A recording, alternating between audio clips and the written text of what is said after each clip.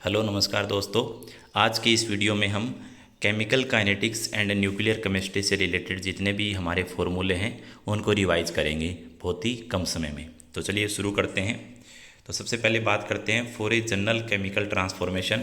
मान लो हमको इक्वेशन दे रखी है Na प्लस Mb से बन रहा है Pc प्लस QD। तो इसके लिए हमको अगर रेट लिखने की ज़रूरत पड़े तो रेट को हम किस प्रकार लिखेंगे। रेट बराबर यहाँ पर जो कोफिशिएंट होता है वो 1 में आ जाएगा, तो -1/n dA/dt। यहाँ पर जो रिएक्टेंट होंगे उसके लिए माइनस आएगा और जो प्रोडक्ट होंगे उसके आगे प्लस आएगा, क्योंकि रिएक्टेंट की कंसंट्रेशन होती है वो लगातार घटती रहती है, इसलिए रेट नेगेटिव हो नहीं सकती। तो रेट को नेगेटिव से बचाने के लिए यहाँ पर रिएक्टेंट के आगे हम माइनस लगा देते हैं और प्रोडक्ट के आगे प्लस लगा देते हैं, क्योंकि उसकी कंसंट्रेशन लगातार बढ़ती रहती है तो उसमें नेगेटिव आता ही नहीं है। ठीक है, तो N और M यहाँ पर रिएक्टेंट के कोफिशिएंट है, तो -1/n dA/dt इक्वल टू होगा -1/m dB/dt बराबर होगा +1/p dC/dt plus 1/q dd/dt। ये रेट लिखी जा सकती है। आप A, B, C और D किसी के सापेक्ष रेट लिख सकते हो रिएक्शन की। तो ये हमारी रेट हो गई है।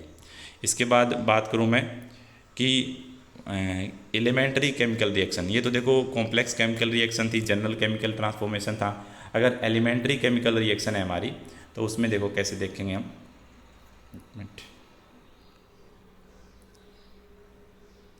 से मान लो ये हमारी केमिकल रिएक्शन है, Ma प्लस Nb से बन रहा है हमारा प्रोडक्ट। तो इसमें अगर थ्योरेटिकल रेट की बात करूँ तो वो होती है हमारी dx/dt। dx/dt होती है, तो dx/dt बराबर क्या होगा, K इंटू रिएक्टेंट की कंसंट्रेशन। तो यहाँ पर रिएक्टेंट A और B है, तो A और उसके ऊपर में आती है M क्या होता है यहाँ पर, ऑर्डर ऑफ रिएक्शन होता है। अगर एलिमेंट्री रिएक्शन है तो हम आपको केवल ये देखकर भी हम ऑर्डर बता सकते हैं, रिएक्शन देखकर ही ऑर्डर बता सकते हैं, एलिमेंट्री रिएक्शन दे रखी है तो। लेकिन एलिमेंट्री रिएक्शन के अलावा कोई कॉम्प्लेक्स रिएक्शन है तब हम केवल इसको इक्वेशन को देखकर उसका ऑर्डर नहीं बता पाएंगे। तो यहाँ पर एलिमेंट्री रिएक्शन दे रखी है तो A और M और N यहाँ पर क्या है, इसकी ऑर्डर है। तो रेट लिख सकते हैं, रेट बराबर क्या होता है, dx/dt बराबर K कंसंट्रेशन की पावर ऑर्डर। तो कंसंट्रेशन यहाँ पर A है तो A की पावर ऑर्डर उसका M हो गया, B की पावर उसका ऑर्डर N हो गया। तो ये हम एलिमेंट्री रिएक्शन के लिए हम रेट लिख सकते हैं। इसके बाद बात करते हैं जनरल रिएक्शन की। तो जनरल रिएक्शन है आपकी A से B से बन रहा है आपका प्रोडक्ट, तो रेट लिखा है यहाँ पर dx/dt बराबर K A की पावर M B की पावर N। ठीक है, तो यहाँ पर जो M और N लिखे हुए हैं ये रिएक्शन के ऑर्डर, मतलब ऑर्डर है। M यहाँ पर है order of reaction with respect to A, order of reaction with respect to A है वो आपका M है। ठीक है दोस्तों, और इसके अलावा order of reaction with respect to B है वो आपका N है। जो B की पावर जो N दे रखी है वो order of reaction with respect to B है दोस्तों। अगर ओवरऑल ऑर्डर देखें पूरी रिएक्शन का तो वो होगा M प्लस N पूरी रिएक्शन का ओवरऑल ऑर्डर हमारा होगा। ये रेट हमको दे रखी थी, उससे हमने ये सारी चीज़ें बताई है। ठीक है दोस्तों, अब आगे बढ़ते हैं। यूनिट ऑफ रेट कांस्टेंट, तो देखिए यहाँ पर जो यूनिट ऑफ रेट कांस्टेंट होती है वो होती है आपकी मोल की पावर 1-n, लीटर की पावर n-1 और टाइम इनवर्स। या उसको मैं अगर एक साथ लिखना चाहूँ तो मोल बटे लीटर की पावर 1-n और टाइम इनवर्स, ऐसे भी हम इसको एक साथ लिख सकते हैं। तो ये यूनिट ऑफ रेट कांस्टेंट हो गई है। n यहाँ पर है order of reaction. Order of reaction तो वो पर्टिकुलर कुछ भी हो सकता है हर अलग अलग रिएक्शन के लिए। इसके बाद बात करते हैं for a zero order reaction. तो जीरो ऑर्डर रिएक्शन में A से B बन रहा है आपका, तो रेट होगी आपकी -dA/dt। तो -dA/dt बराबर होगी K A की पावर B। तो देखिए यहाँ पर ऑर्डर 0 दे रखा है तो B की जगह हम 0 रख देंगे, तो यहाँ पर A की पावर 0 तो वो 1 हो जाएगा, तो रेट यहाँ पर -dA/dt बराबर K आ जाएगी। ठीक है, तो यहाँ पर रेट होती है वो कांस्टेंट होती है जीरो ऑर्डर रिएक्शन के लिए। अब बात करते हैं इसमें आगे जीरो ऑर्डर रिएक्शन की बाकी चीज़ें देखते हैं। तो देखिए जीरो ऑर्डर रिएक्शन में क्या होता है कि आपका जो यहाँ पर ये गलती से T लिखा है, T तो टी बराबर क्या होगा कि इनिशियल कंसंट्रेशन ए नोट माइनस फाइनल कंसंट्रेशन ए अपॉन इसका रेट कांस्टेंट के। तो ये जीरो ऑर्डर रिएक्शन का टाइम निकाल सकते हैं हम कि कितने टाइम बचा है रिएक्शन को कंप्लीट होने में। इसकी इनिशियल और फाइनल कंसंट्रेशन ये है और इसका रेट कांस्टेंट हमारा ये है, तब इसका कितना टाइम बचा है रिएक्शन को कंप्लीट होने में वो निकाल सकते हैं। तो टी बराबर ए नोट माइनस ए अपॉन के, ये इसके फॉर्मूले होते हैं। अगर मैं फर्स्ट ऑर्डर रिएक्शन की बात करूँ तो फर्स्ट ऑर्डर रिएक्शन में आपका ऑर्डर होगा 1, ठीक है। ए से बी आपकी रिएक्शन जा रही है तो इसको रेट को लिखेंगे, रेट बराबर minus D A upon D T बराबर के ए की पावर 1। यहाँ पर ऑर्डर 1 है तो ए की पावर 1 आ गई, तो ये रेट का एक्सप्रेशन हो गया। इसके अलावा अगर जो फाइनल फॉर्मूले की बात करूँ मैं तो वो होगा के बराबर 2.303, के बराबर 2.303 अपॉन टी। लोग अगर 10 लेंगे तो इसलिए 2.303 लिया है हमने, लोग 10 लिया इसलिए। ऊपर होगा ए नोट अपॉन ए, ए नोट अपॉन ए। ए नोट यहाँ पर इनिशियल कंसंट्रेशन है रिएक्शन की, ए यहाँ पर जो टी टाइम है आपका उसके बाद की कंसंट्रेशन यहाँ पर A1 लिखी गई है। तो ये हमारा एक्सप्रेशन होगा फर्स्ट ऑर्डर रिएक्शन का। इसको ऐसे भी लिखा जा सकता है 2.303 अपॉन टी log 10, यहाँ पर ए इनिशियल कंसंट्रेशन, ये टी टाइम के बाद कंसंट्रेशन, ए अपॉन ए माइनस एक्स, ठीक है। तो ये एक्सप्रेशन है, स्टैंडर्ड एक्सप्रेशन है फर्स्ट ऑर्डर रिएक्शन का। अब बात करते हैं हम टी हाफ की। तो देखिए for a zero order reaction, तो जीरो ऑर्डर रिएक्शन है जो टी हाफ होता है वो होता है ए नोट अपॉन 2k, मतलब वो इनिशियल कंसंट्रेशन के डायरेक्टली प्रोपोर्शनल होता है आपका T half. T half equal to होता है ए नोट अपॉन 2k। इसी अलावा फर्स्ट ऑर्डर रिएक्शन का जो टी हाफ होता है वो होता है 0.693 अपॉन के।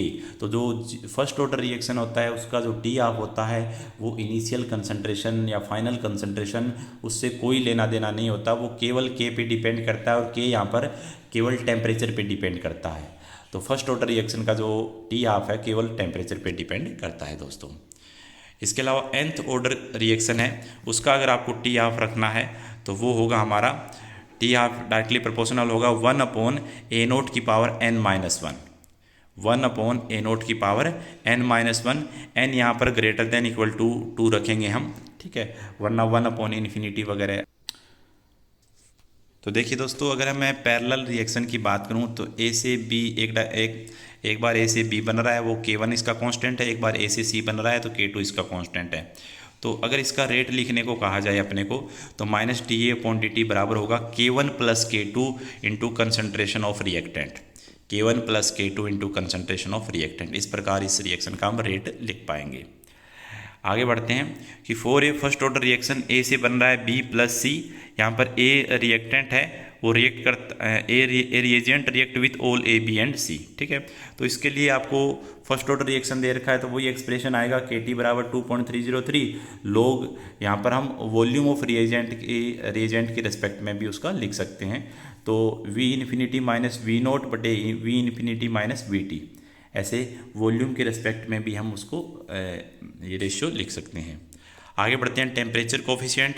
तो टेम्परेचर कोफिशिएंट क्या होता है कि जो आपका रेट कांस्टेंट होता है वो अलग अलग टेम्परेचर पे क्या रहेगा, जैसे के टी प्लस 10 अपॉन के टी, 10 डिग्री डिफरेंस पे ये जो रेशियो होता है उसी को हम टेम्परेचर कोफिशिएंट बोलते हैं के का, ठीक है। अब बात करते हैं आरएनएस इक्वेशन की।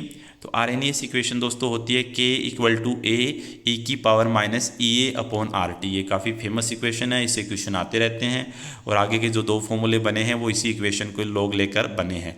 तो यहाँ पर ए आरएनएस कांस्टेंट होता है, ई ए यहाँ पर एक्टिवेशन एनर्जी होती है, आर यहाँ पर गैस कांस्टेंट होता है, टी यहाँ पर टेम्परेचर है। तो अगर इसी के लोग ले लें दोनों साइड तो हमारा ये फॉर्मूला बन जाता है लोग के बराबर लोग ए minus E A upon 2.303 R T. अब अगर एक बार K1 है, एक बार K2 है, एक बार T1 टेम्परेचर है, एक बार T2 टेम्परेचर है, 2 अलग अलग कंडीशन है, उस केस में अगर इस फॉर्मूले की बात करें तो वो फॉर्मूला आपका दोस्तों बन जाएगा कि लोग K2 बाई K1 बराबर E A upon 2.303 R T2 minus T1 बटे T2 T1, या 1 upon T1 minus 1 upon T2 भी इसको लिख सकते हैं। तो ये तीनों एक्सप्रेशन आपको याद होने चाहिए दोस्तों, इससे काफ़ी ज़्यादा क्वेश्चन आपके आते रहते हैं। यहाँ पर आरएनएस कांस्टेंट है और ये यहाँ पर एक्टिवेशन एनर्जी है दोस्तों। ठीक है, आगे बढ़ते हैं हम। तो फाइनल जो एक्सप्रेशन है log के बराबर log a minus E A upon 2.303 RT आपको ध्यान में रखना है। आगे हमारी है बाइंडिंग एनर्जी। तो बाइंडिंग एनर्जी होती है डेल्टा एम, यहाँ पर डेल्टा एम है mass defect into 931.5 MeV, 931.5 MeV। तो डेल्टा एम यहाँ पर मास डिफेक्ट है, तो मास डिफेक्ट क्या होता है, calculated atomic mass minus observed atomic mass, that is mass defect. ठीक है, अब बाइंडिंग एनर्जी पर न्यूक्लियन की बात करूं तो बाइंडिंग एनर्जी को मास नंबर से डिवाइड कर दो तो वो पर न्यूक्लियन हो जाता है। इसके अलावा जो MeV है, इसकी जो यूनिट है MeV, तो ये इसके बराबर होती है 9.1 इंटू 10⁻10 जूल पर मोल के बराबर ये यूनिट होती है दोस्तों। तो ये जो ऊपर वाला जो 931 है ना, 931.5, ये याद रखना है, ये एक्सप्रेशन ये बार बार पूछा जाता है एग्जाम में। नेक्स्ट है आपका पैकिंग फ्रैक्शन PF।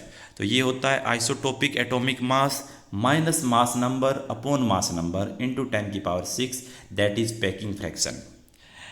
अगर रेडियो एक्टिव डीके की बात करूँ, radioactive decay first order reaction को फॉलो करता है। तो अगर आपको फर्स्ट ऑर्डर रिएक्शन के जितने भी फॉर्मूले याद हैं तो आप रेडियो एक्टिव डीके से रिलेटेड सारे क्वेश्चन कर सकते हैं। बाकी अगर इसमें पर्टिकुलर बात करें तो पर्टिकुलर फॉर्मूले वही हैं, यहाँ पर एक्सप्रेशन बदल गए हैं, ठीक है, लेकिन फॉर्मूले वही हैं। तो जैसे NT बराबर N0 e की power minus lambda T, NT बराबर N0 e की पावर माइनस लेमडा टी। ये NT है कि T टाइम बाद जो रिएक्टेंट है वो उसकी कंसंट्रेशन क्या है, N0 है यहाँ पर इनिशियल में कंसंट्रेशन क्या है, E की power minus lambda T. Lambda यहाँ पर कांस्टेंट है, जो फर्स्ट ऑर्डर रिएक्शन में K था यहाँ पर लेमडा है, और T यहाँ पर टाइम है। तो हम NT बराबर N0 e की पावर माइनस लेमडा टी लगा सकते हैं। इसके अलावा amount of reactant substance after N half life. तो N हाफ लाइफ के बाद कितना सबस्टेंस आपका बचा है वो आगे देखते हैं। तो वो होगा आपका N बराबर N0 बटे 2 की पावर N, N बराबर N0 बटे 2 की पावर N। ये होता है कि N हाफ लाइफ के बाद आपका कितना कंपाउंड बचा हुआ है, N यहाँ पर नंबर ऑफ हाफ लाइफ है। इसके अलावा एक्टिविटी की बात करूँ, एक्टिविटी, तो एक्टिविटी होती है यहाँ पर AT बराबर A0 e की पावर माइनस लेमडा टी, यहाँ A बराबर होता है लेमडा इंटू N। ठीक है, तो ये हमारे फर्स्ट ऑर्डर रिएक्शन के कुछ फॉर्मूले थे जिनको रेडियो एक्टिविटी में भी यूज करते हैं। तो थैंक यू दोस्तों, बने रहने के लिए। जय हिंद, जय भारत।